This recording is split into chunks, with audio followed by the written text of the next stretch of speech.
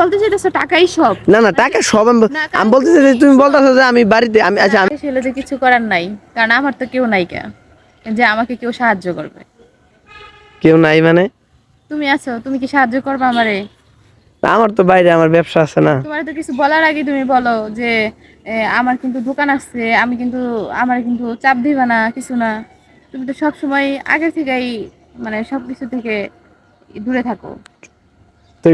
তুমি এটা বুঝো না যে ব্যবসা বাণিজ্য আমি যদি আচ্ছা তোমার কথাটা আমি ধরলাম যে আমি যদি দোকান বন্ধ করে বাড়িতে বসে থাকি তাহলে না। টেহা নাই। আচ্ছা শোনো আমার কথাটা শোনো, সংসার চলার মূল জিনিসটা কি অর্থ। মনে করো সংসারে তোমার নানান কাজ, কি কাজ, প্লেট ধুইবা, তুমি মনে করো এই কি বলে তরকারি কাটবা, তুমি মনে করো ভাত রান্না করবা, মনে করো দুয়ার ঝাড়ু দিবা, গাছে পানি দিবা, ঘর গুছাইবা, বিছানার চাদর গুছাইবা। এখন তোমার যদি সংসারে টাকা না থাকে তো তোমার বিছানার চাদর আইব কই থেকে, বাজার আইব কই থেকে?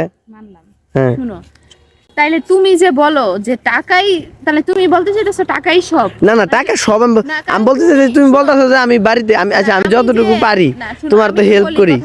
আমি যে বলি এইগুলা কথাগুলো কিন্তু আমি খারাপ বলি না, কারণ কথা একটাই, তুমি শুধু দোকানে বসে বসে অন্যান্য আপুদের কথা চিন্তা করে বললে বলা যায় যে শুধু তুমি আমার টাকাই দাও আর কোনো কিছু দাও না। স্বীকার করো, শুধু টাকা দিয়ে তুমি শুধু দোকানে বসে বসে ইনকাম করো, ইনকাম করার পরে টাকাটা ধরায় দাও। আবু এগুলা কি বলে, এগুলা কি ঠিক? কথাই বলে, সত্যি কারণ তুমি শুধু টাকা দাও, দোকানে যাও, বসে বসে রিল্যাক্স রুগী দেখো, ওষুধ দাও, দিয়ে তুমি বাসায় এসে টাকা ধরে দাও, এই যে ধরো যা মন সেটা করো, তো আমার চাপ দিও না। আচ্ছা তাহলে তুমি এ টু জেড তুমি বলতে পারবে তুমি লাস্ট কবে বাজার করছো? আচ্ছা আমার কথাটা আমার না, কথা তুমি আমি শোনো। শুনো, তোমার কথা আমার শোনা দরকার নাই। আমি সবার একটা কথাই বলি, এই লোকটাকে আমি ক্যামেরার সামনে নিয়ে আসবো। এই লোকটা শুধু আমাকে টাকা ইনকাম করে, শুধু টাকাই হাতে দেয়, কোনোদিন সে আমাকে বাজার করে দেয় না। আমি আমার এই বাচ্চাটাকে নিয়ে বাজারে যাইয়া বাজার টাজার কইরা বাসায় এসে সংসারের যত কাজকর্ম আছে আমি সব কমপ্লিট করি, তার খাবারটা রেডি রাখি, তারপর একটু দেরি হলে সে আমাকে ঝাড়ি মারে। স্বীকার করো, এই কথা তুমি কইলে আমি ঝাড়ি মারছি কোনোদিন? ঝাড়ি মারো না? স্বীকার করো, বলো। না না না না না, মারছো। আব্বু আমি তোমার আম্মুরে কোন সময় ঝাড়ি মারছি? তোমার বাবা আমাকে ঝাড়ি দেয় না? না। হ্যাঁ এই যে, গুড। কথা বলবে না।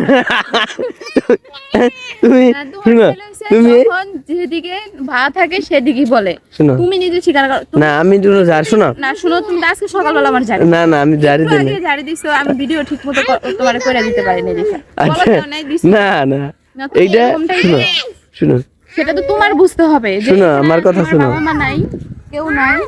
এখন তুমি যদি আমার পাশাপাশি যদি তুমি আমার সাহায্য না করো, আমি তো তা আমি তোমার 100% সাহায্য করি। কি 100%? তুমি শুধু টাকা দেও।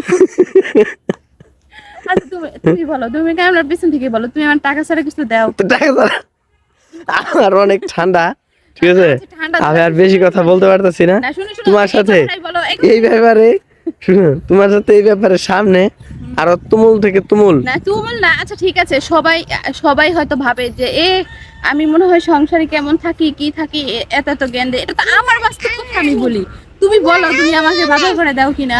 আমার জায়গায় যদি অন্য কোনো মেয়ে হতো তোমার সংসার আসলে থাকতো না। আরে সকালবেলা আবু তুমি বলো তো, কিছু বলো, তুমি বলো। না, ও কি বলবে? কারণ তুমি সকাল থেকে আমি ঘুম থেকে উঠে যে কাজগুলো করি তার মধ্যে বাজার ঘাট সব করতে হয়, এগুলো তো পুরুষ মানুষের কাজ। আচ্ছা ঠিক বাজার আছে, ঘাট তো পুরুষের কাজ। আচ্ছা ঠিক আছে, এখন তুমি তাহলে আজকের মতো বিদায় আচ্ছা, দাও। ঠিক আছে, সবাই ভালো থাকবেন, সুস্থ থাকবেন। আর আমাদের এই সংগ্রাম পরিষদ চলবেই, চলছে। খুদা হাফেজ। ওকে, আল্লাহ হাফেজ।